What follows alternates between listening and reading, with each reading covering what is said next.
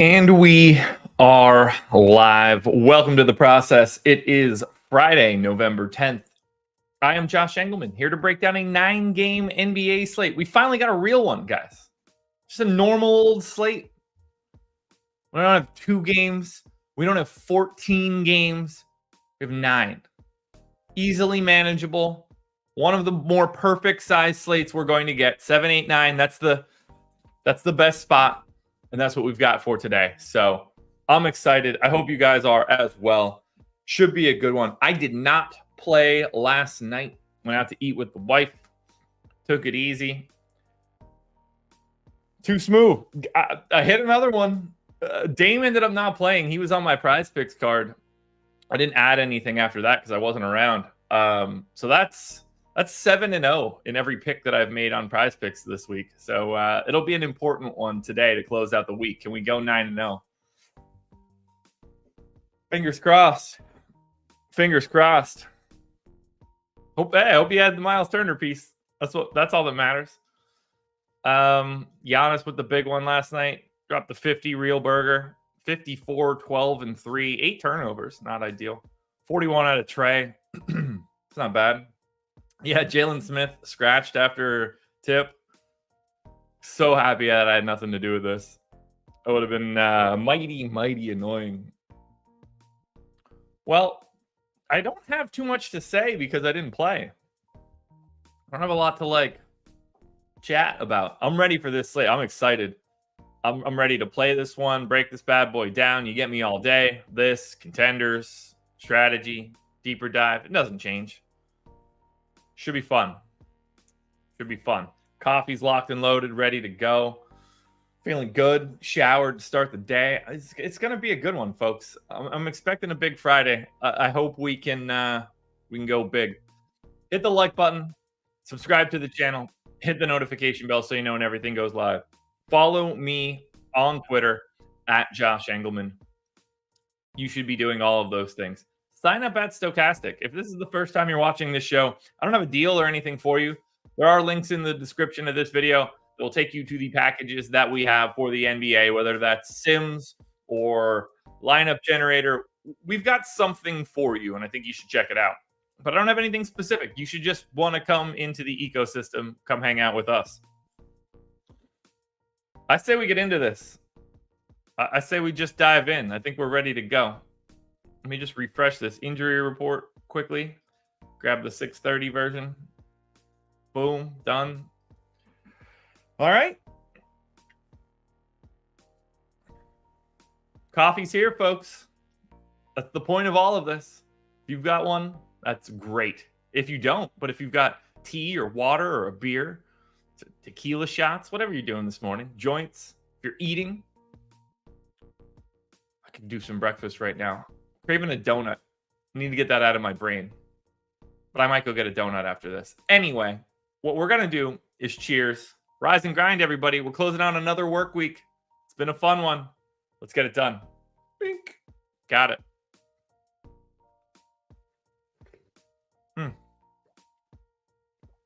So good. So good. I love coffee so much. Yeah, I don't know how Halliburton was able to lead them to a win. What with him being so bad and all. Incredible how that happened. Incredible how he's been, one of the best players in the NBA so far this season. 29, 10, and 6. Insane game. Insane game. Plus 7.8 EPM. 43 and 12 a couple nights ago in Charlotte. Plus 14 EPM. Incredible. Incredible. All right, let's get into it. Let's talk some basketball. First game up, the Philadelphia 76ers are taking on the Detroit Pistons. Sixers are 8.5-point favorites in Detroit. 222 total. For Philly, Nick Batum is probable. Otherwise, everybody else that is normally in is in. No, Bojan Bogdanovic, Alec Burks, Joe Harris, Jaden Ivey, Isaiah Livers, or Monty Morris. This Pistons team is banged up. But for now, we don't care. Let's go ahead and project the Sixers. And remember, we're going to take our time today to a degree. I think it's better to dig in today on like a day like today, where like every little decision point I think matters a little bit more. So I'm going to be a little bit more thorough than I normally am, or at least I'm going to try to be. We'll see how long that takes. It's also possible that I drag my heels too much and realize the show is taking too long, but we'll cross that bridge when we come to it. Let me get my minutes table set up. Just realized I didn't do that yet. Which is probably going to be something that happens every time I do this show. All right. Minutes table is ready. Minutes table is zoomed. Let's go. 37 to Tyrese Maxey. Now, honestly, that feels a little high. Feels like 36 should be the more likely scenario. 34 for Joel Embiid. 14 for Paul Reed. I'm fine with it. Kobe in at 36. All right, Oubre 26 both games, the 6th and the 8th. Let's just take a peek, because that's a competitive game against Boston. Oubre did not close. They closed with Robert Covington mostly, and then bounced between Batum and Bev. Interesting that Oubre didn't close there, and obviously could have. Not surprised to see that, but I think that matters at least a little bit. So then they played on the 6th. That was the ass beating against Washington. So he was never going to close that game. So I definitely want to bring his minutes down from 31. Maybe go 28. That probably makes a little bit more sense. Melton can hold for 27. We got 26 out of Batum in their last game, which is a pretty sizable chunk of time. That feels a little high, but at the same time, I think it's probably going to end up being around 24. Beverly's going to get that backup point guard run. Do I want to take a minute off of Tyrese Maxey? That's the real question. I don't think so. Let's get 11 in there. Korkmaz was like sort of back out of the rotation this time. Played a little bit in the first quarter. Didn't see the floor again. Only played 3 minutes. So we got to get Covington out there. He played 15. So I think that's probably what we're going to do. We're going to go Covington for probably that 15 again, or at least 12. Still leaves me 17. Pat Bev's minutes are so weird.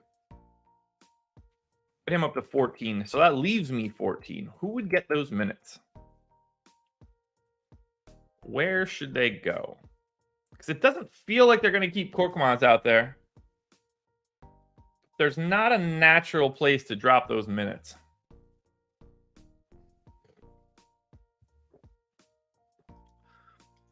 Let's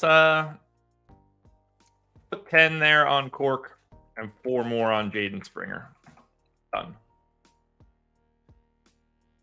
Let's check out Philly props just to see if we have the main guys dialed in to start. Since everybody's in, I don't think that I'm going to have to tweak any rates in any major way. Embiid's points prop right now is 29.5. All right, so I have 31.9. Now, I believe he's been more efficient. But let's just see. What's the usage rate on Joel Embiid so far this season? 7 games, 37% usage. So yeah, he must be a bit more efficient this year than he's been previously. If that's true. Nope, 63% true shooting, so nothing crazy there. Okay, so he's shooting a little bit better from 3, a little bit worse at the rim. I'm just trying to find out why I'm off with 35% usage. It's usually not that big of a gap. Maybe I need to be cutting him to 33 minutes. That's probably... Let's do that. Let's go 33 minutes to Embiid since this is the Pistons. That brings him down to 31. I'm going to leave that there for now. Maxey, 23.5 is perfect. Harris at 16.5, perfect. Oubre, 13.5. Little high. Has that usage come down now that he's starting? 20.5? Sure has. It came down a little bit. And then Melton, 8.5. We're good there. Maxey assist rate is really, and Joel Embiid assist rate, really the only things I want to see. Basically 8.5 for both guys. So I might be low on Embiid's assist rate. His assist prop for today, 4.5 juice to the over. I got him in at 4.5. So I will take that up to 7.5, get him a little bit more. Maxey's assist prop is 6.5, neutral. I'm going to bump him up a little bit as well. Actually, I probably need to leave that there. All right, I think we're good. Is Embiid rebounding more? I got the rebound prop at 9. Yeah, that's about right. That's about right. All right, that's going to be Philly. Let's go to Detroit. Tough rebounding matchup, too, against Duren. Now, this team is just super duper walking wounded. Probably not a ton to change because they just don't have the bodies. Nobody's back. But at the same time, it does feel like it's proper to reproject every rotation. So I think we're going to go ahead and we're going to do that. Last game the Pistons played was on the 8th. So we will pull up. Oh, yeah, that was the 2-point game against Milwaukee. So that's actually a decent reference point. So let's get Killian Hayes out there for what? 30? Sasser closed over him. Sasser played the final shit ton of minutes. I think we got to go for like 31 to Killian Hayes, just because everybody's missing. Then we get Cade for, 36. Has to be. Could go higher. Boyan 15 minutes? What? Why would... He's not playing. He's going to play 0 minutes.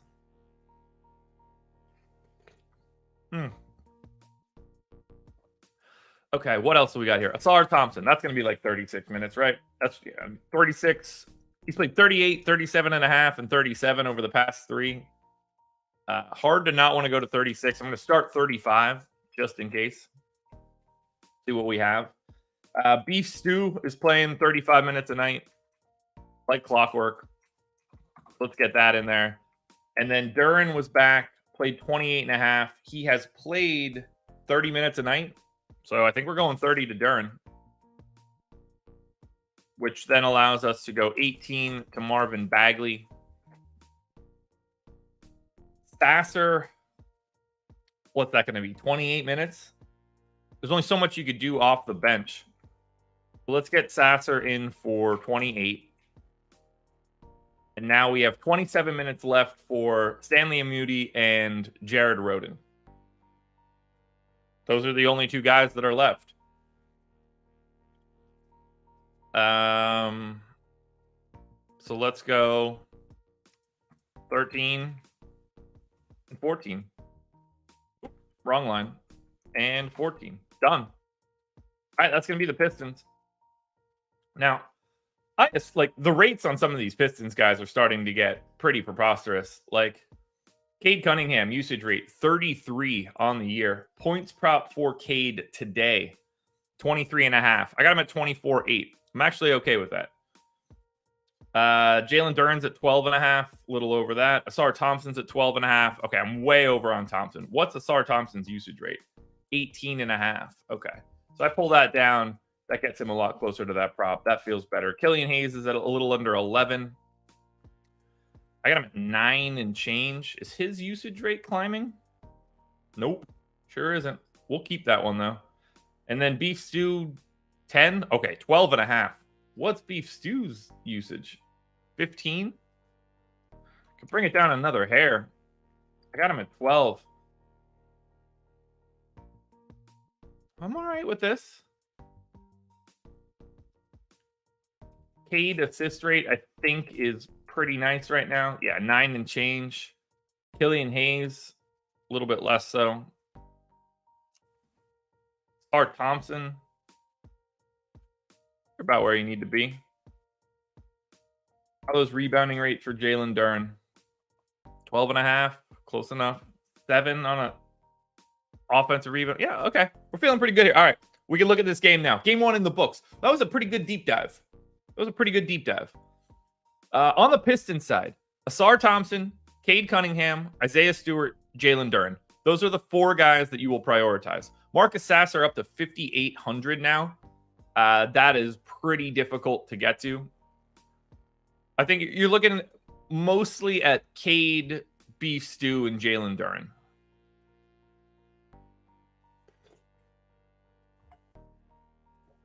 Yeah. I would say probably like Cade the most. I would probably rank it Cade, Beef Stew, Duren. And then we shouldn't care today, but Stanley Amudi, if he's playing, is the flat min at shooting guard small forward. So if they happen to like lose another guy, that starts to get a little wild, but not the type of guy that we're playing. On the Philly end, we have, looks like Maxi's going to be your best option from Philly. 8,100. Scoring 1.26 fantasy points per minute so far this season. I only have him in at 1.08 for this game. So I'm much more pessimistic on him than he's been so far. And yet he does grade out to me as the best Sixer. I don't mind that price at all. Great, like, going to meet very little defensive resistance too against the Pistons. I have to assume that the Pistons defense does not rank too highly so far this season. Just to check, Pistons D is 18th. Okay, better than I thought it would be, actually. Actually, yeah, that's probably about right. Embiid looks all right at 11-2, but gonna feel a lot different than he did. Like, I don't mind getting there at all for Embiid. But I don't love it at 11-2. All right, game 2. Very different game here. Charlotte Hornets, 2-point dogs in Washington, 241 total. This game has a point total 19 points ahead of that Philly-Detroit game and over 20 points ahead of the Pelicans-Houston game. So just very, very different here. Let's go to Charlotte. Let's see what we have. Do we have a status on Terry Rozier? No Book Night, no Bridges. Gordon Hayward is probable. Terry Rozier is out. Oh, that's a groin strain. He's out for a little bit. Cody Martin, Frank Ntilikina. So same rotation as last time, I would imagine. So once again, I'm going to pull all the non-starters first. 34 minutes to LaMelo Ball. All right, now he's going up another minute for sure. He's going up to 35. 33 minutes for Brandon Miller. Feels about right. I'm going to go 32 just to pump the brakes a second. Gordon Hayward is available, playing 33 minutes. Perfect. Mark Williams, 28 minutes. Okay, only got 18 last time out. Was that a blowout? So that was the 8th. Why did Mark Williams only play minimal minutes? Because they lost by 32 to the Wizards. Got it. Still think we probably need to go 28. Or maybe 27. Nick Richards for 19. I guess we go 18 there. And then we get PJ Washington in for 34. Not too much else to fill out here. We gotta get JT Thor his minutes. Bang, there's 17. We gotta get Teo Maladon his minutes. And then it looks like we're going to replace a decent chunk of minutes and they're going to go to Bryce McGowan. So first, let's get Teo Maladon in for what? 19. And then we get Bryce McGowan's in for 15, and then Ish Smith for 10. Fun stuff there. As long as we don't have to play Ish Smith.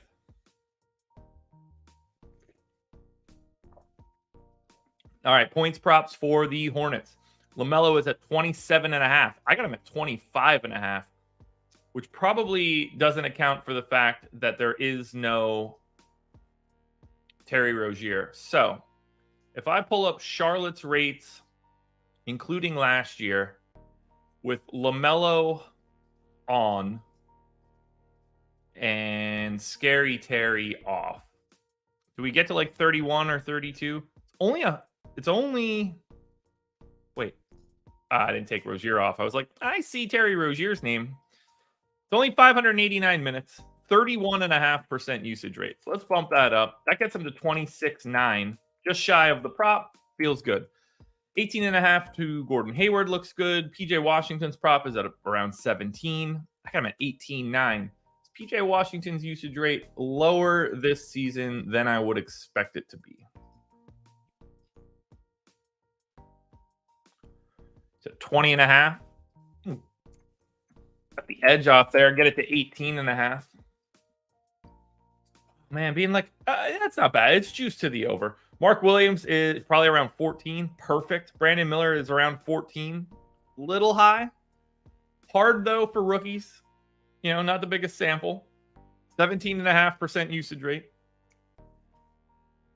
That'll work. That'll be Charlotte. I mean, these guys are going to look good by default. Let's look at the Washington side now. What do we know about these Wizards team today? Everybody that's normally available is available for the Wizards. So this team is a pain in my ass. Doesn't look like they're playing Johnny Davis anymore.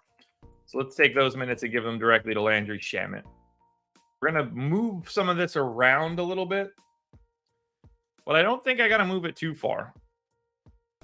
I'm going to take a minute off of Tyus Jones. Give that to DeLon Wright. We'll take a minute off of Jordan Poole.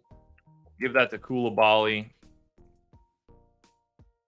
Muscala didn't play the most recent game, so let's bump up Gallo. Bring those Muscala minutes down. Take another one. Give that to DeLon Wright. Effort for 25 minutes feels about right, though. Can't lie there. I guess I'll give another one to Koulibaly. Think we could do something like this. I don't think we're going to like Washington all that much. I would be very surprised.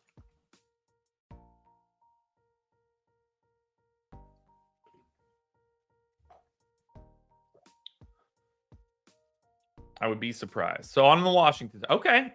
Maybe I'm wrong. $5,300 Daniel Gafford continues to be completely reasonable. $8K for Kuz, power forward only. Looks fine. And I don't think Tyus Jones is the worst option either at $5,500. I'm probably going to end up with a little bit more Washington than I want, but I don't love it. I don't trust the team because they're just not good. But if you're going anywhere here, it's Jones, it's Kuzma, and it's Gafford. On the Charlotte side, it's Mark Williams. Looks fine. Guy I get to wait. Look, 1.17 fantasy points per minute this season for Mark Williams. If he gets 27 minutes, like if he plays that rotation correctly and closes like a normal person, he's a really, really good center option. LaMelo up to 10K. Well, they corrected that price tag. Whew. Good God. Good God. Yeah. A lot harder to get to LaMelo at 10K than it was at 8,900 or whatever it was a couple days ago. PJ Washington's fine. Power forward center, 6,700. There's just going to be a lot of that. Not as many just straight up priorities as I was expecting. All right, 129 people in the door. Hit that like button if you haven't done it yet. Let's try to run that number as close to 100 as we can for the top of the hour. Brooklyn Nets, 10.5-point dogs in Boston, 226 total. Brooklyn walking wounded here. Still no Nick Claxton. Cam Johnson is back. Ben Simmons is questionable. Cam Thomas now out. So lots of complicating factors about to hit us here for the Brooklyn Nets. This might be a Lonnie Walker day. I'm curious if he got priced up. I'm really curious if he got priced up. which we'll find out imminently. But first, let's figure out what the hell we're doing with this Brooklyn rotation. So let's pull up that rotation from their most recent game, which would be what exactly? The 8th. All right, so they beat the Clippers by 7. Cam Thomas got hurt. Lonnie Walker came in and basically played the full Cam Thomas role. Have to assume that Lonnie Walker is just stepping into that same spot. Now, Spencer Dinwiddie, has been playing a little bit less than you would expect. I don't think that's possible any longer. I think he has to be in for 30 minutes and potentially more. I don't know where else you would go there. I don't really see much of a scenario where you're thinking that Lonnie Walker doesn't play 30 minutes today. I know that it was off of the injury, but he played an 8.5-minute stint in the third quarter, another 5.25, so that's, call it like 14.5 minutes, and then came off, got a brief break, came back out for another 4 minutes. We got to go 30, 32 to Lonnie Walker. Easy. I'm going 30 now, but I might have a lot more left over. Bridges can continue to be 35, 36. That's fine. Power forward is going to then be... They started Dorian Finney-Smith at the 5. Oh, yeah, because there was no Ben Simmons. All right, so we have to assume that Ben Simmons is playing today, too, which is kind of a pain in the ass. When he plays, he plays. So, I'm going 32 minutes to Ben Simmons. We're going to go, it's got to be 35 minutes to Dorian Finney-Smith. We got, in these situations, we're getting like 33 minutes out of Royce O'Neal. Now, we know that we need to get Day'Ron Sharpe out there for some time. Sharpe played 2 real rotations and 19 minutes. I'm going to say that he plays 18 today. We also got 18 minutes out of Trendon Watford. Now, that happening with Ben Simmons back feels a little bit less likely. Oh, shit. Cam Johnson's back, too. Ooh, this is a tough game. All right, so Cam Johnson's not going to play a shit ton today. What is he coming back from? Left calf strain. Yeah, so he's going to be limited. Played 26 minutes in the opener. Hasn't played since. I don't think we can go any further than 24. Now, that completes the rotation, which lets me believe that I can cut Day'Ron Sharpe's minutes down pretty well. Now we need to get DSJ out there. If I want to get Dennis Smith Jr. out there for 15 minutes, now we need to just start on 12 minutes over. So now we need to think about who we can pull that from.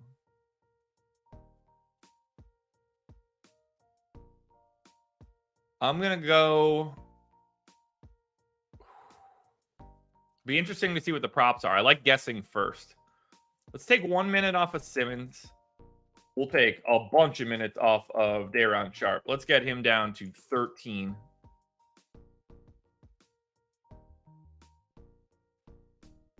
Probably allows us to take Royce O'Neal down a notch, too. Bridges minutes aren't going anywhere. I'll take another one off of Lonnie Walker. Still need to ditch 3. Simmons plays, and I do think we could knock one off of Dorian Finney-Smith. That's still 2 more minutes. Do I just go 22 to Cam Johnson? Calf strain, you just don't want to rush that.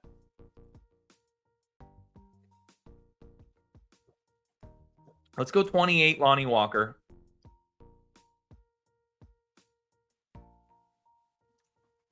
And 30 to Royce O'Neal. Now, usage rates. This team, they're... Who's going to shoot? Who's going to shoot? And all the if I take Cam Thomas off the floor, and really that's the only guy we need to take off that matters, because he's the one with the usage rate. Where does it go? 97 minutes to Royce O'Neal is the most amount of minutes that have been played with Cam Thomas off. He's got a 15.5% usage rate. We don't got to worry about him. Lonnie Walker is at 27% in that time. I kind of already have him projected there. Bridges has played 76 minutes. His is at 25. If I pull that, okay. If I pull what's Dinwiddie? 59 minutes, 17.5. That's great. Do I need to cut Spencer Dinwiddie's usage rate? Is he just not that guy anymore? Or is today going to be the day where he's like, all right, nobody's left? Yeah, 16.5% usage rate for Dinwiddie so far this year. Let's try out what I have here. Let's check the prop market. Do we have props for this game?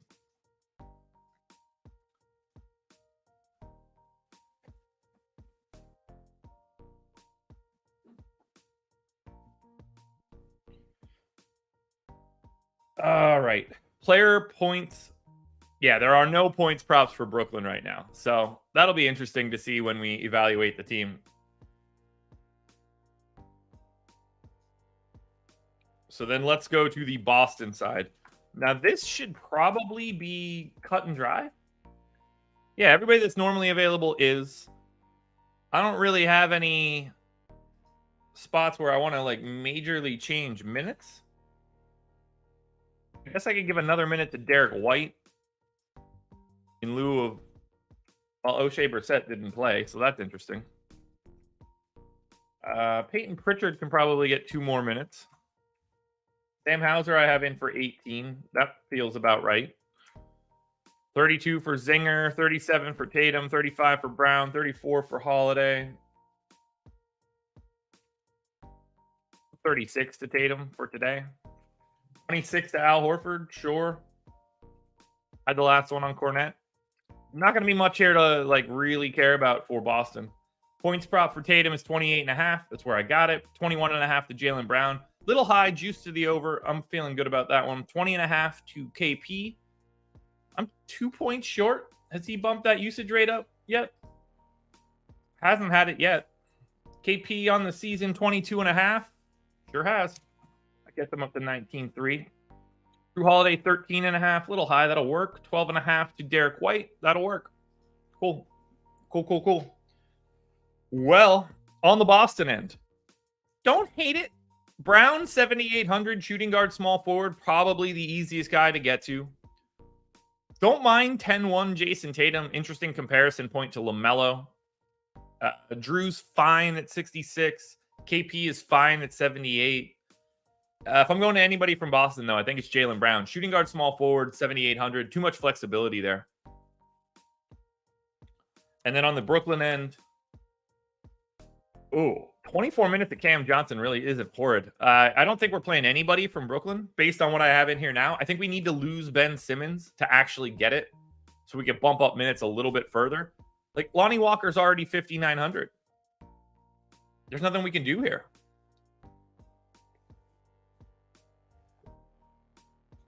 There's nothing we can do here. So, not as much from Brooklyn as I was expecting. All righty. 3 games down. We're a third of the way there. We're at the top of the hour. 144 people here. Let's get into the game with the lowest total on the slate. The New Orleans Pelicans, 2.5-point dogs in Houston. 219 total. Now for this one, still no Jose Alvarado. Herb Jones is questionable. Najee Marshall, doubtful. So slowly working his way back, I guess. CJ still out. Trey Murphy still out. Zion questionable. Just a dumpster fire of a game here. So be ready for late swaps today. Doesn't strike me as a situation where we're going to have enough information to feel good. But for now, let's start projecting these guys. We know that we're going to get Joe Val out there at center for 24 minutes. We're getting Larry Nance backing him up for the most part. Somewhere in that 18-minute range. As we assume that Zion is playing in this particular moment, we give him 32 minutes. I don't know if they're going to go to Jeremiah Robinson Earl again. Didn't see that one. Didn't know that he got signed to the Pels. At least I don't think I did. I might have actually tweeted about that and forgot it, which is even more embarrassing. Let's get BI in for 34. And then it's going to be Herb Jones if he can play. That'll be 32 minutes. And then I assume we're getting Jordan Hawkins starting and playing too many minutes. And then I'll play him and he'll suck. Let's go 32 to Hawkins. Back that up with Kira Lewis. We get Dyson Daniels out there for 24, 22, 24. Matt Ryan is going to need his like 20 to 22 minutes, whatever he's been playing. That leaves me 6 minutes left over, which I guess I could just hide on Cody Zeller. Perfect. Be easy. Now we are going to have to grab rates, obviously. No CJ matters. So if we take a look, I gotta duplicate this. So if we take a look at what the Pelicans have been over the past 2 years, it's not going to be a big sample by any means. But if we say games where Brandon Ingram, I mean, this is going to be such a small sample, it's going to be comical. Brandon Ingram and Zion played. And I'm just going to say CJ McCollum off the floor. This is still going to be a staggeringly low number of minutes. Yeah, 16 games in this situation. Brandon Ingram's played 225 minutes just in a game that Zion has played with CJ off. It's 174 minutes for Zion. Now, 31.5% usage rate for BI, about 28 for Zion. Let's lock that in. I think we're good at that moment for that particular rate. If we talk about the rates for Joval and Jordan Hawkins. Hawkins has played the most minutes on this team at this point at 221. Usage rate of right at 20. So let's nerf that dude. And then let's get Joval in for like 21.5. BI, you getting those assists, brother? Not really. All right, let's look at the props here on the Pels side. I assume we have them. Maybe we don't. We do not. So we're just going to have to hope that what I have in here right now is good for later on in the day. We go to the Houston side. I think everybody for Houston is available. Şengün questionable. Amin Thompson still out. Cam Whitmore still on G League assignment. Okay, so if Şengün doesn't play, I mean, we're going to get all of the Jock Landale we can handle. But assuming Şengün plays, then we won't. But keep in mind, this is a place where we could unlock a lot of value because it will go straight to Jock Landale.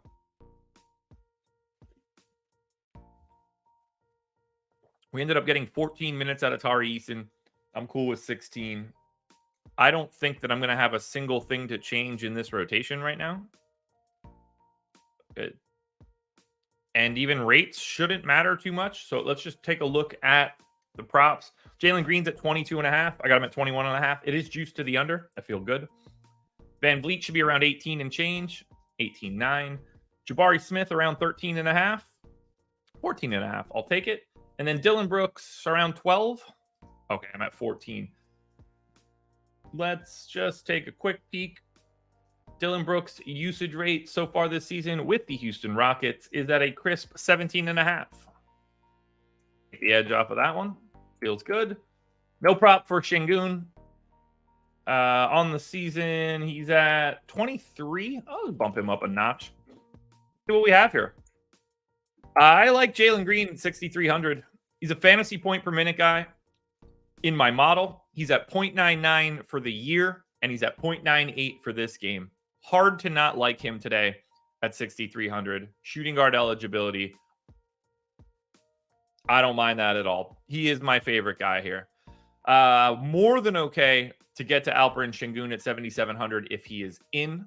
I also think it's a really nice spot for him. 7,500 for Fred VanVleet. I don't think that's a crazy spot either.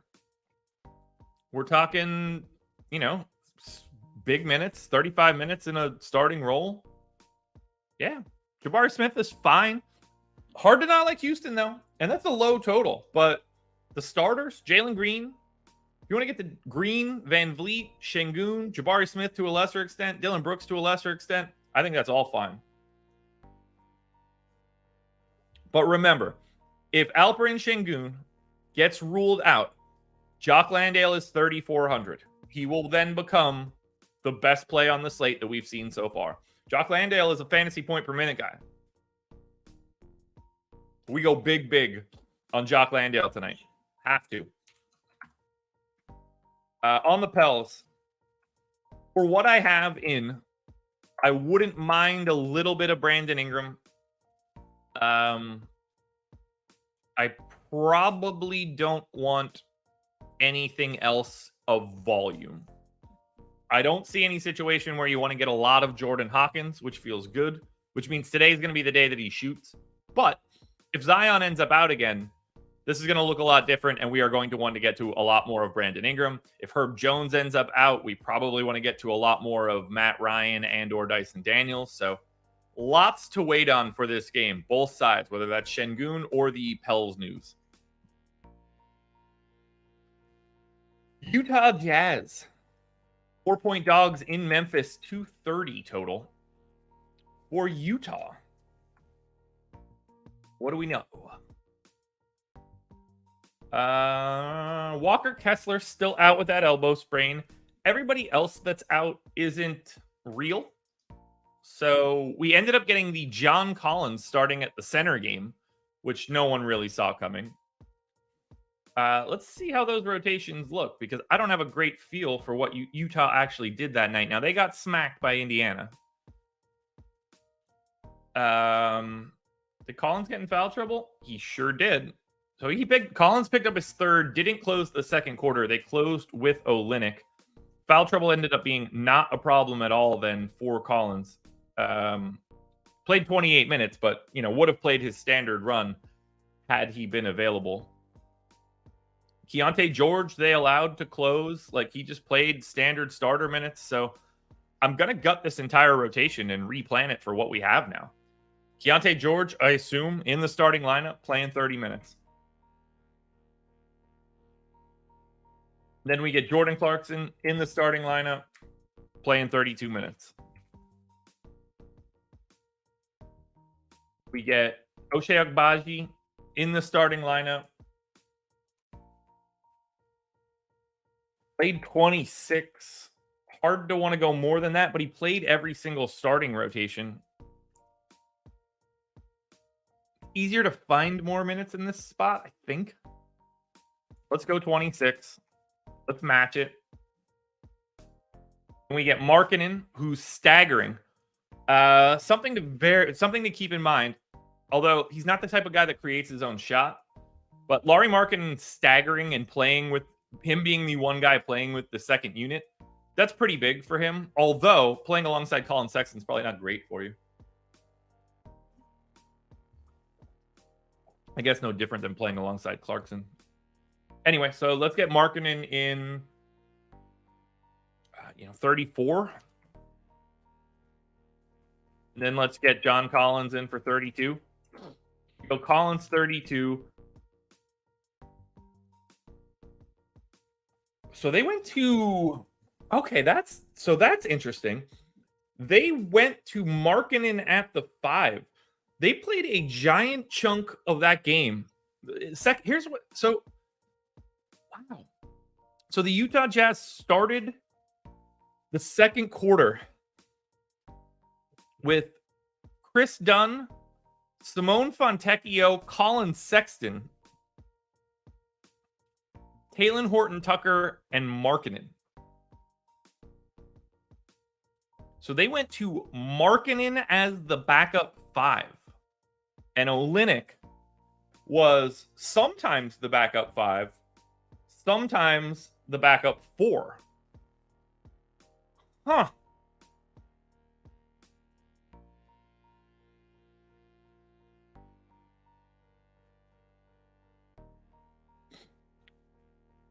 Kelly foul trouble, kind of, but not in the first half.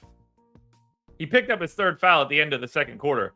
All of those rotations that happened before that were before Kelly Olynyk even had a foul.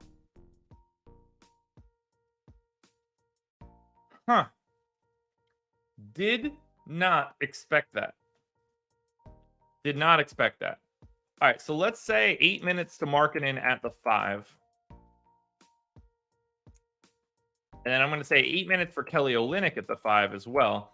Olynyk ended up playing 20 and a half minutes. Now, he definitely lost a pretty sizable chunk of rotation in the third quarter. The question then becomes, did they want to close with him? And I can't imagine the answer is yes. But they could. They could. So, assuming he gets that chunk of rotation back, which was about 4 minutes, he would have played 24 and a half. I'm going to go to 24.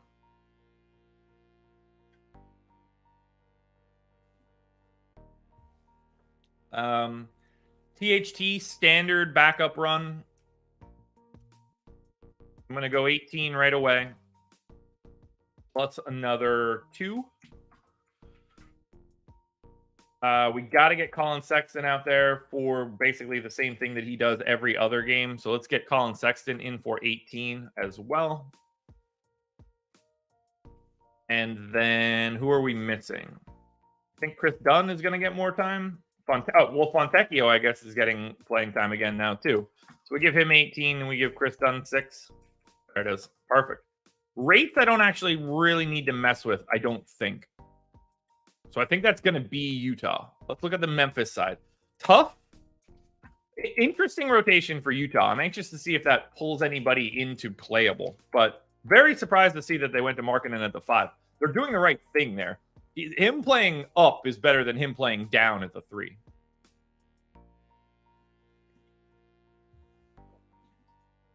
Okay.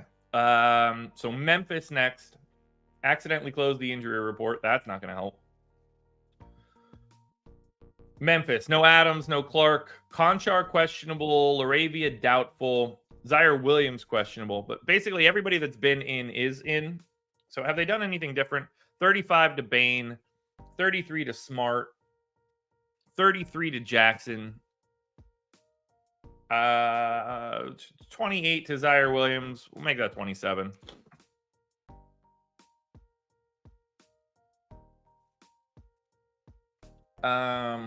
Kennard played the 27 minutes we were expecting, so that looks good.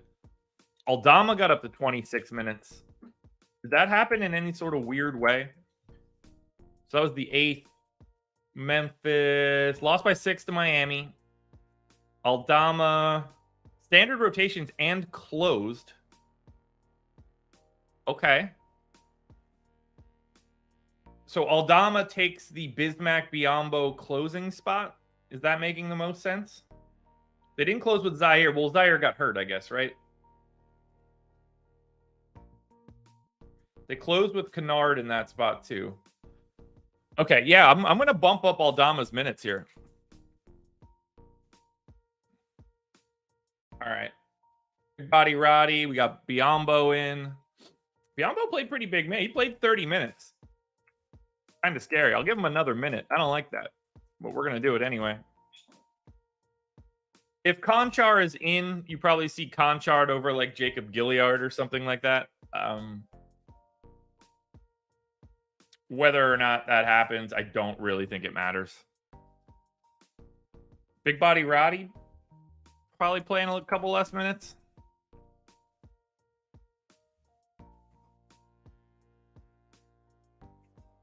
All right, I think we're okay here. So, what's the usage rate on Desmond Bane so far this year? That answer would be 29.5. Perfect. All right, let's take a quick look at Memphis props. Then we'll keep it moving. It's been a great show so far, guys. 183 people. We're about at an hour. I haven't gotten distracted. I think we're putting in like pretty good work on a first run of projections. Jaren Jackson, 26.5. Ooh, I got him at 23.5. What is his usage rate? 25.5. I guess I could bump that a bit. I'm a little lighter on Jaren Jackson than I was expecting. Maybe that prop comes down and it doesn't look as crazy. Baines at 26.5 going north. Works for me. 13 for Smart. Way high. Is his usage rate cratered now? No. Huh. Let's take a minute off of him.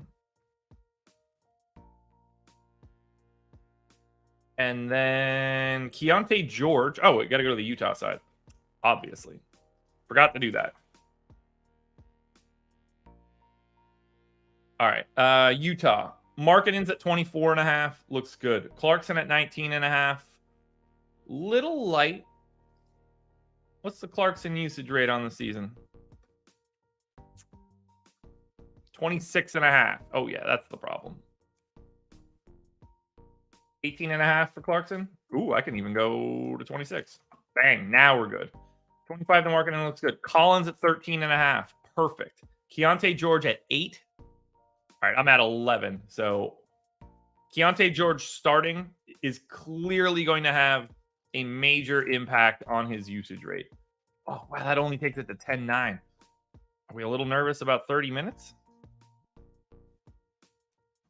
29. Was a little bit better for Keontae George. All right, Memphis. Like him a lot. 8,300 for Jaren Jackson. I think looks amazing. And I don't think I have him projected all that crazy either. His points prop today is sitting at 26.5. I got him at 23.7. So think about that. I'm light on his points. His rebound prop is 7.5, juice to the over. I have 8.7. So a little high, but it is juice. So maybe like a half rebound. Doesn't make up for the points, that's for sure. How many do they have that there? Player combos, stat leaders. I don't see any. I don't see any block props for him just yet.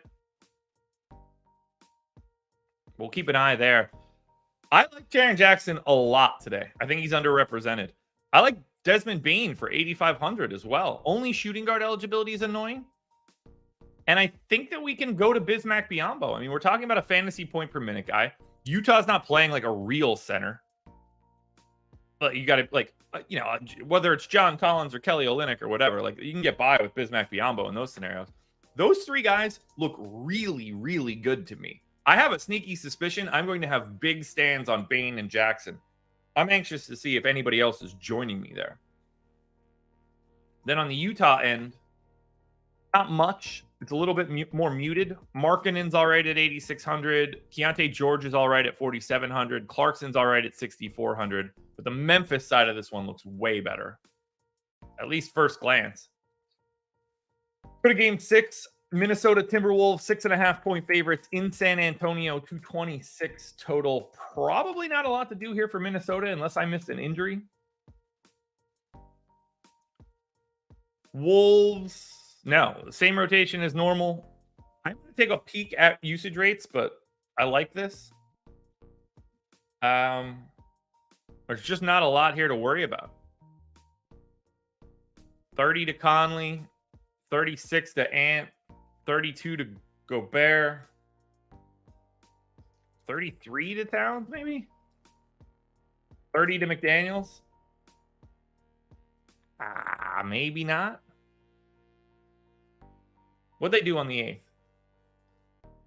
8th? Was that the Denver game? No. Who'd they beat? Or did they lose? Oh, no, they smacked New Orleans. Did they not close with real people? They didn't. Okay. So McDaniels could have picked up another 5 minutes to close, which would have taken him to 30. Okay, I do feel good here. We're good with Minnesota. Let's look at their props. Got a little nervous there.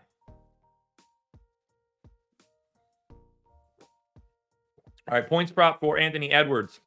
26.5. I got 26. Towns is 21.5. I got 21. Gobert's 13.5. I have 14. Conley 10.5. I have 11.9. Is Mike Conley using less possessions now than I would have expected?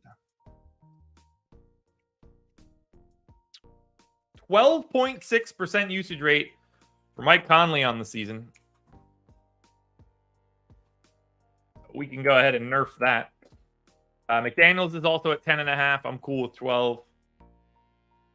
More than okay with the Wolves side of this one. Let's look at the Spurs. Or San Antonio, if they have some dumb shit. Oh, everybody's available. Good.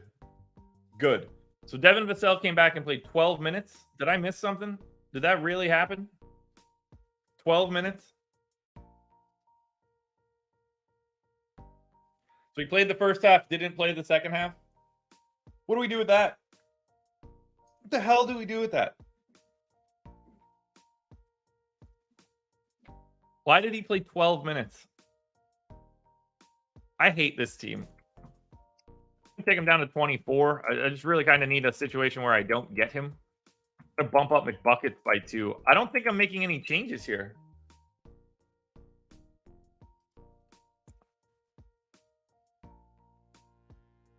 Take Collins down to 29. That's the same as Wemby. Hide another one on Charles Bassey, I guess. I don't think we're liking anything here for San Antonio. We'll peep the props, I guess. Collins is sitting at 12.5. I got 13.5. Wemby is at 17.5. I have 19, so I'm even more lofty on Wemby for today, and I don't get the sense that like these guys are going to look great. Wemby usage rate 29.5. Damn, man, this dude is just here already. God, he's good. Sohan 9.5. Keldon Johnson 18. Yeah, there's nothing here.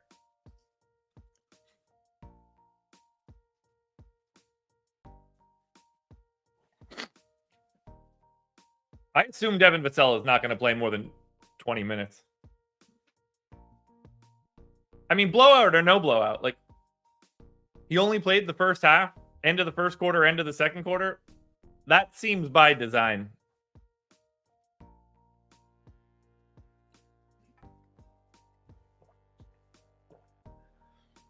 He played 2 6-minute rotations. I think that's on purpose. All right, for the Spurs, not a single priority here. Work in Zach Collins. You could have a share or two of Wemby. I don't want to go to anything from San Antonio.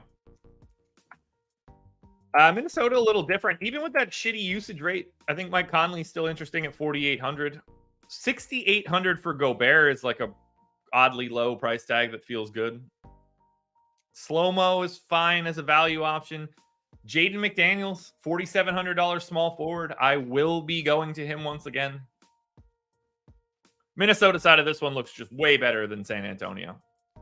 3 to go. 2/3 of the way there. It doesn't matter. We're not playing him one way or the other, whether you project him for 24 minutes or 16. 2.5-point dogs. The LA Clippers in Dallas taking on the Mavs. 233 total for the LA Clippers. Mason Plumlee going to be out for 2 months or so. So what did we end up getting out of the Clippers in that most recent game with no Plumlee? So Zubats played 29. I feel pretty good with 28, but let's look at that and see if he lost anything. They lost by 7. Zoo didn't close. They put Norm Powell in right at the end, but that makes some sense if you're going to offense and you can have all those other guys out there. So yeah, I think like 29 works for Zoo. Didn't go to Moussa Diabate at all. PJ Tucker was the backup center. Did play alongside of Zoo a little bit as well. Barely. But PJ Tucker is the backup center. It's good to know. James Harden played 36 minutes. I see no reason that we're not projecting him for 35 a game now. Bones Highland only played 6 minutes. So everything that I told you. Played the rotation in the first quarter. 1 minute in the second quarter. Never saw the floor again. That right there is going to be the end of Bones Highland. We got out in front of that one early. Not that it matters. We got 20 minutes out of Terrence Mann. Seems like 21 could be the number moving forward. We got to get Russ out there for 32.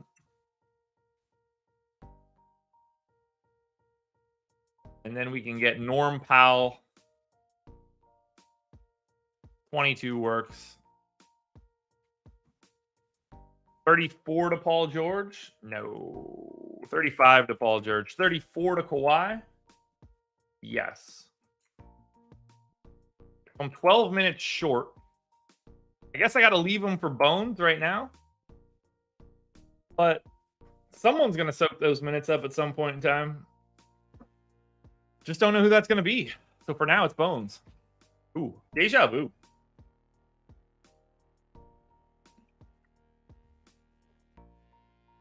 Yeah, big time deja vu. Whoa. I wish I had anything actionable here. I even remember S&P, your message about Kyrie. That is like, I don't like it. Deja vu's weird, man. Deja vu's super weird. All right, Clippers props. Obviously something you got to pay attention to pretty regularly to try to calibrate because we don't really know what they're going to be doing. So Paul George is at 22.5. Cool. So is Kawhi. Cool. Harden's at 17. A little high, but that'll work. Russ at 14. A little low. I'm a bumpski. Zoo is at like 10.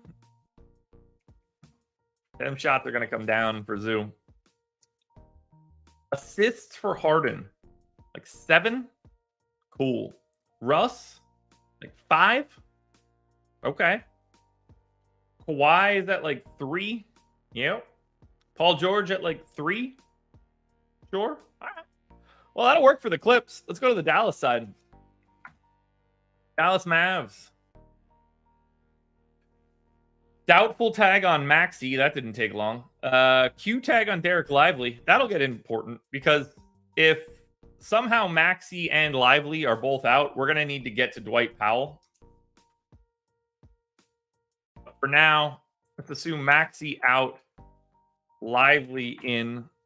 That's like a 1-to-1 swap right now. Guess we want to bump Derek Jones Jr.'s minutes a bit. Get him up to 27. Get pulled from these Seth Curry spillovers. Josh Green playing way less now for reasons that don't make a ton of sense. I think we're okay with what we got here, though. Rates, I obviously don't think I need to change, but let's at least take a look at the Luka points props and the Kyrie points prop. Luka's at 29.5. I got 32. Holy shit. Do I gotta bring him down a minute? No. What is Luka's usage rate? Am I just an overwhelming believer in Luka? 35? Yeah, I'm gonna keep that bad boy. I want to say that I'm more right. Kyrie's at 25.5. Points prop is 23.5. Perfect.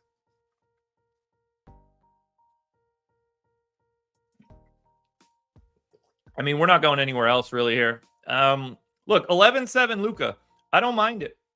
I obviously do not mind it. 1.64 fantasy points per minute so far this season. I got him at 1.67. Am I a little higher on his points? Based on the prop? Yeah, but it doesn't check out to me. On the Clips side, there's nothing. Maybe a little bit of Harden at 82. That's about it. I don't know how you play these guys. I really don't. Los Angeles Lakers are 4-point dogs in Phoenix. They are taking on the Suns. The Lakers, I assume there's a Q tag on AD. Yeah, Q tag on AD, Q tag on Jackson Hayes. No Vandy, no Gabe Vincent. We did get Rui back, stepping directly into 26 minutes, which I don't think we saw coming. What do we do with Christian Wood here? Other than just discount him and hope that we never have to speak of it again. Now that Rui is back, that's probably bad news for Christian Wood. So let's take him down to 20 minutes. We get AD in for 35. Max Christie is probably not long for this one. Austin Reeves can come back down to 32 minutes. 35 for D'Angelo Russell can become 34. Reddish. Take out Reddish. Take out Christie. Take out Rui. Torian Prince, 29. I think we got to go to Rui for 22 at least, right?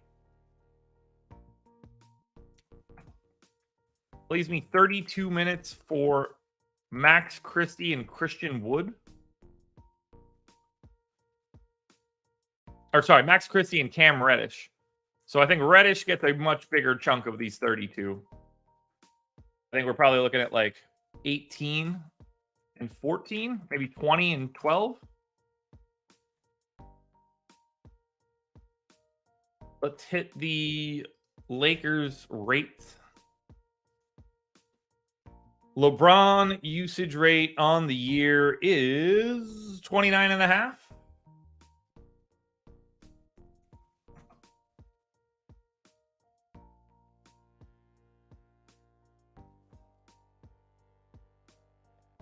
I mean, the minutes for Rui, for Wood, they really only matter if AD is out. If AD is in, then we're probably not playing those guys on a 9-gamer anyway. AD usage rate 24. Reeves can use probably a little bit of a bump. Christian Wood's usage rate on the year is at 15%. That seems implausible, but yet true. Let's look at props, which probably don't exist for the Lakers side of this one, right? Now with AD questionable. All right, we got some of them. LeBron's at 24.5, perfect. Russell's at 17, little light. Perfect. Reeves is at 14.5, perfect. So I'll keep AD. Feeling good. Got it.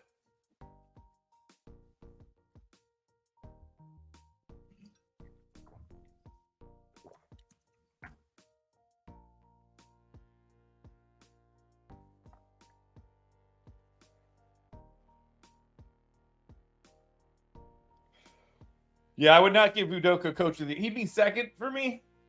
Chris Finch would probably be one. Or Nick Nurse.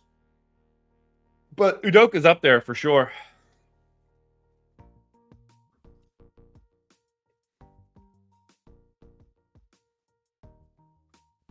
Phoenix. Gonna have their people. Bradley Beal, probable. Devin Booker out. So no. So we got 24 minutes out of Beal in his return. They beat Chicago by 1. Beal started. They didn't play an OT. They basically just played him to start the first, second, third, and fourth quarter. They did bring him in for the final 2 minutes when the game was real. So I'm fine with 28. Nurk for 27 feels okay. Eubanks for 18. KD for 35. I mean, I guess that's got to be 36 for KD. Gordon, 29. Off the bench, 25. Now we're going to have to discount that a bit. 28 to Grayson Allen, obviously a massive game. Played 32 minutes. How did Grayson Allen how did he lead the team in scoring and not play in overtime? Or did he play in overtime and this highlighting is just right? He probably played in overtime, right? I'm guessing Popcorn Machine is just showing this incorrectly. Keita Bates-Diop played 31 minutes. Even if we drop that OT and get him to 26, we definitely need to give him a little bit more of a bump. Take some minutes off of Josh Okogie. Yuta Watanabe just plays the same minutes every time. So I think we're good here. Take a quick look at those key props for Phoenix. Durant at 28.5. I got him at 31.4. Holy shit. Durant usage rate on the year, 33. Gotta figure it comes down a little bit with Beal. Bring that down to like 31. That hits the points prop at 30. I think I can handle that. Nurk at 10.5. Sure. Grayson Allen at 13.5. Okay, I got 10. Does Grayson Allen have like a sizably higher usage rate this year? 15.5? No. So what we need to do is give Grayson Allen more playing time. And he's playing 31 minutes a game. So yeah, I need to give him 3 more minutes. That gets him to 11.5 real points, much closer to his real mark.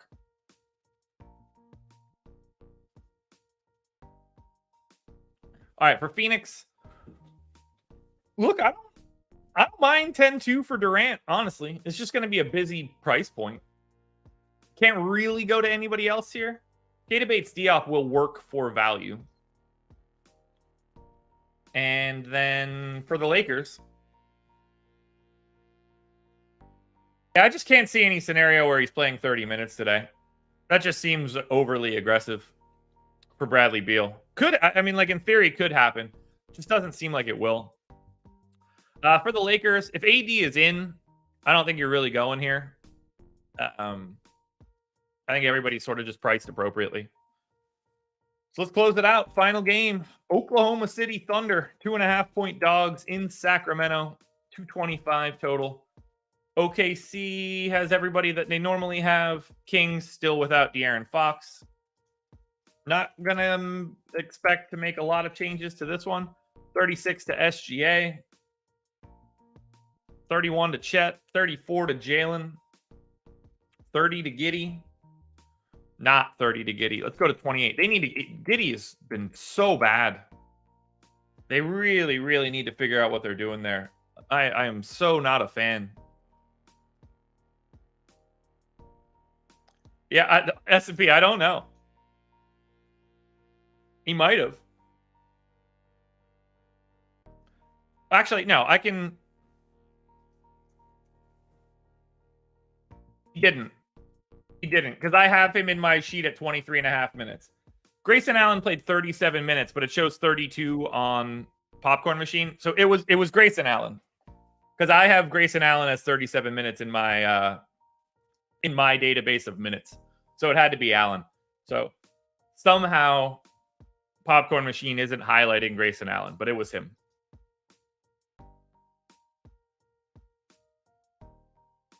Which is what I expected. It looks weird. But yeah, for some reason, they didn't include that 5 minutes to Grayson Allen. All right, so back to OKC. Not that we have a ton that we need to change here.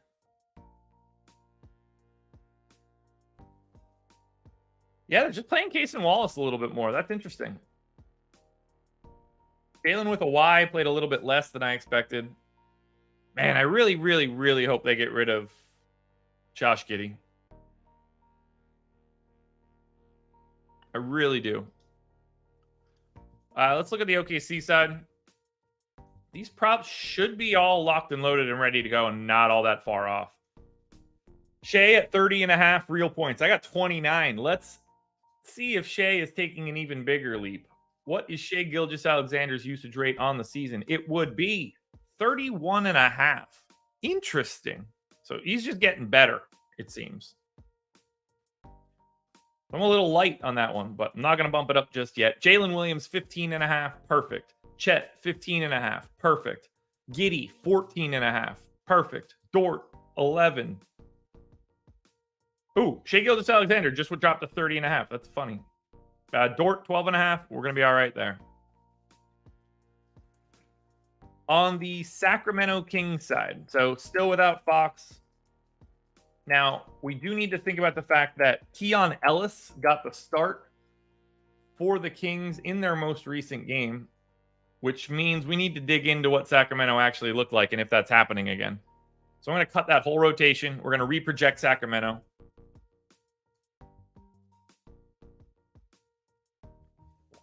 Kerry, they don't have a choice. They need to be proactive, not reactive. He's going to be due for extension talks and things. They have 1 million picks over the next 7 years. The entire team is filled with young talent. They can't fart around and make those decisions. They need to have their plans years in advance. And you're obviously not moving Chet. You're not moving Jalen Williams, and you're not moving Shea. You got to get rid of Giddey and get somebody that fits this team better, because Josh Giddey's skill set does not work with this basketball team. They don't have a choice. They're ready now. Shai Gilgeous-Alexander is one of the 10 best basketball players on the planet. Chet is as advertised. We got an awesome year out of Jalen Williams in his rookie year. Doesn't seem like that's changing at all. They are ready right now. They don't have a choice. They got to rip that Band-Aid off immediately. They've got way too many assets. Some team will value him. They've got way too many assets. You do Giddey plus whatever, a shit ton of assets and a salary. You can go out and get just about anybody you want. What if you call up Toronto and say, we'll give you Josh Giddey for OG Anunoby. We'll add, whatever that extra value is, and you slot OG Anunoby into this team. They can do this in many, many ways. They can get whoever they want. Anybody in the league is available to the Oklahoma City Thunder. They have those assets. Kerry, he's been downright awful from the moment he stepped into the league. We're talking about 3 years of the same information. He's he's like a replacement level player. They can't afford to just fart around. I mean, this is a team that's playoff aspirations. They don't have to be patient with him. They don't have a choice. They got too many dudes that are they've drafted a lot of Josh Giddeys.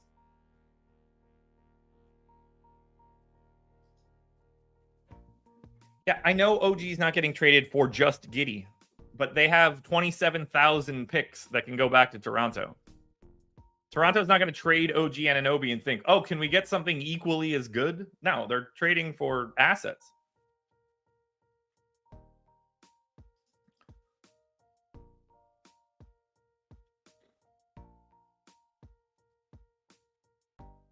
They have to make the decision before they sign him to an extension. And I am quite confident that Josh Giddey is not looking for the amount of money that he deserves. He is looking for the max rookie extension. He shouldn't even get the Devin Vassell contract. There's going to be a chasm between these two teams, or between Giddey and the OKC. All right. So I guess we're going to say that it's Keon Ellis starting again. He did not play again in the fourth quarter. They closed with Davion Mitchell.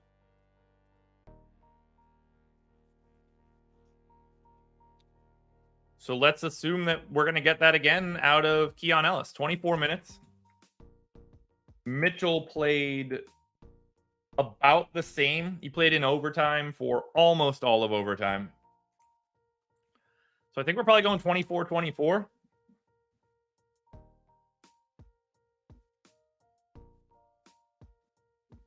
He's the only guy they can trade. That's the... S&P, can you handle this one for me, please? Thank you. It'll be easier if S&P just handles this for me. Look, I'm not saying Josh Giddey can't become an average NBA player. I agree. He's incredibly young. That's just not in Oklahoma City's cards anymore for that kind of development. They're too ready of a team. You could look back at this in 4 or 5 years, and Josh Giddey could be a normal starter. But the dude can't shoot. And he can't play defense. Those are two pretty big things.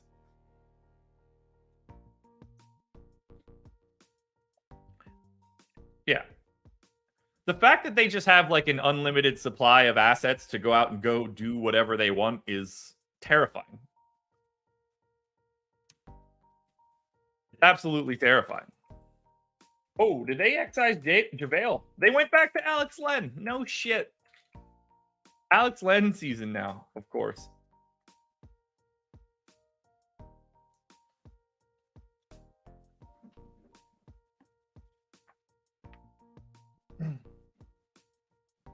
Okay, let's get Keegan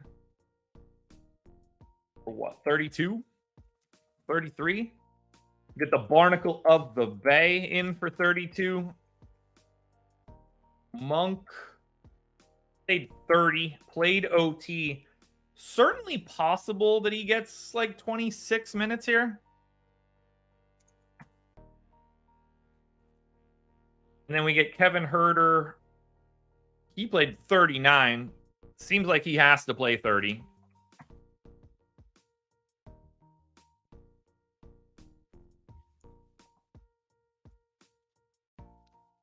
Yeah, they can't pay everybody. So if they want to kick one of those pay decisions down the road a couple years, it's Giddey. Duarte just really not getting the minutes we would have expected. Kessler Edwards played and got like a real rotation. So let's go. Kessler Edwards gets 12 minutes and Chris Duarte gets 11. Oh, God, I hope I don't like the Kings.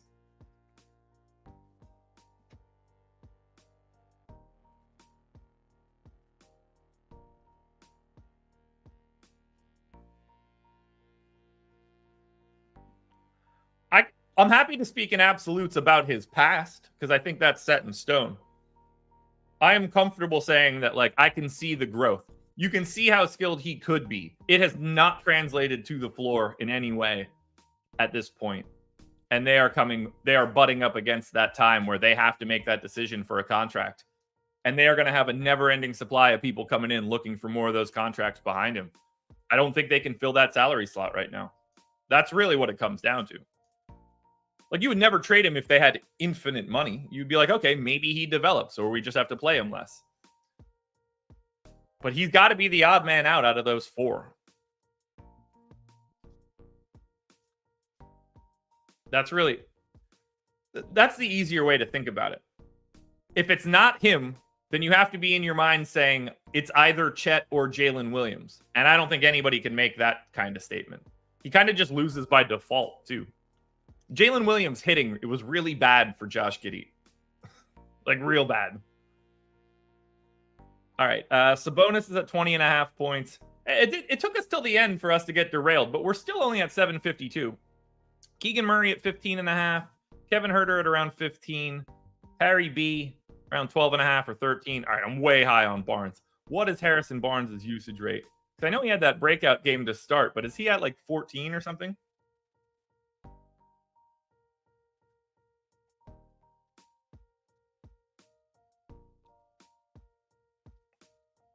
Yeah, 13.5% usage rate for the Barnacle of the Bay right now. That is not high.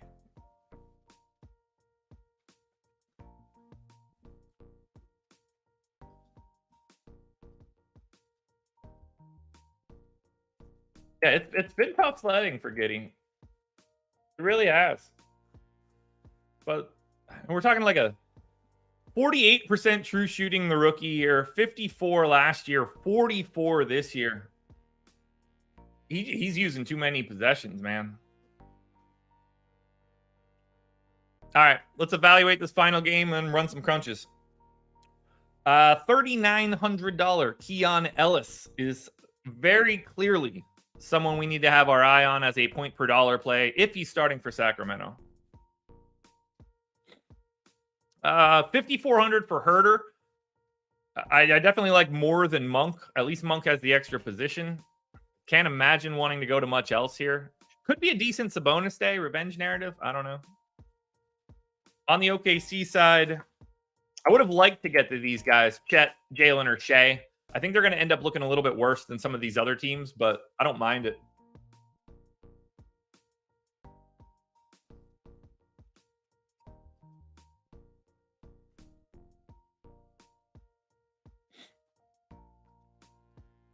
I think we're good. So, let us run some crunches. Let's hit that like button one last time, and let's figure out what optimal lineups we have on DraftKings and FanDuel to start our day, the final day of this work week. What do we have here, folks? Let's get that shared.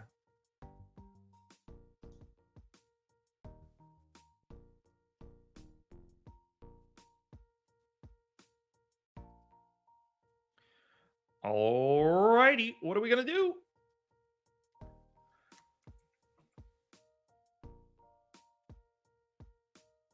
Optimal lineup on DraftKings. We have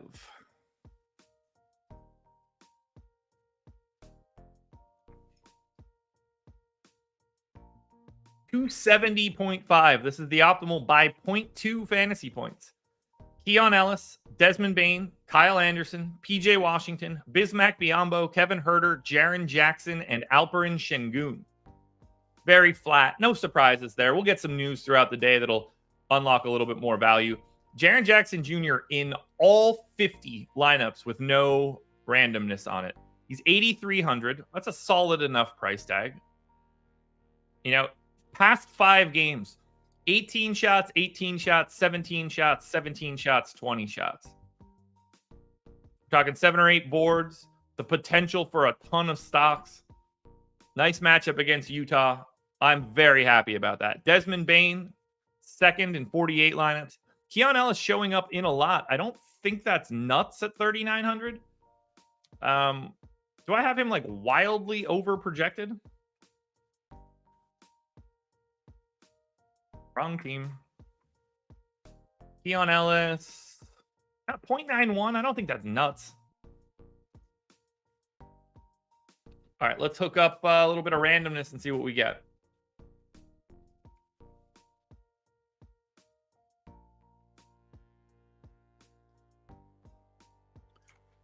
With the randomness, 150 lineups. Jaren Jackson Jr. at the top of the heap for me. Desmond Bane, Jalen Green, Keon Ellis, Biyombo, Kevin Huerter. It's kind of flat after that. Tyus Jones, Fred VanVleet, Luke Kennard. Pay-up options are going to be real random today. You know, you got 11-7 for Luka. That's a lot. 11-2 for Joel Embiid. That's a lot. They all kind of look the same. That doesn't make things easier. Let's see what we got on FanDuel before we get out of here.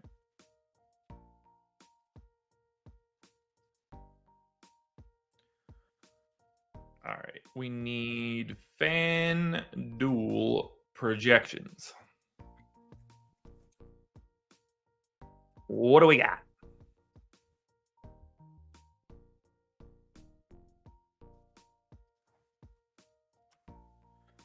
Optimal on FanDuel, 320.56. That's the optimal by 0.45.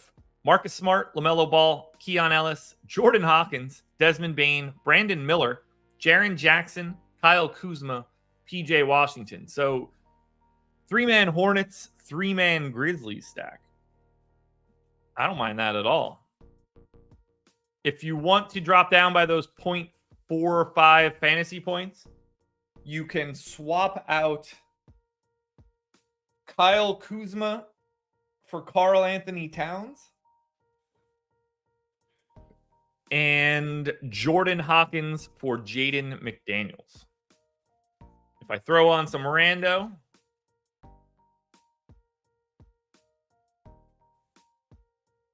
on 150 lineups,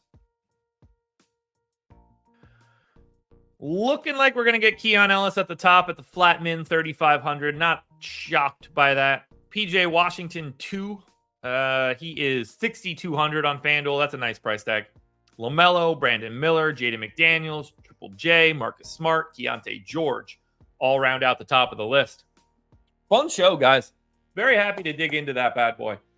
It is the top of the hour, so I think it is time for us to get out of here. Contenders videos will be out in a bit. Prize picks later today. Strategy show at 10 with Adam. Deeper dive at 5 with Adam. Let's have a fun night, guys. Great slate. I want to win some money tonight. I'm feeling pretty good.